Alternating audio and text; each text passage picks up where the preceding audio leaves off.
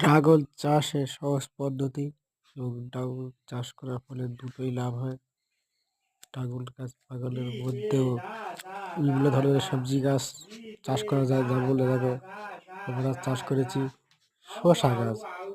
Dragon শীতকালে ফল ফল দিতে পারে না, তারপরে ওর মাঝে শসা চাষ, উচ্ছে চাষ করতেই তাই বা এবার করতে হবে, ড্রোন ক্যামেরা কিনতে হবে।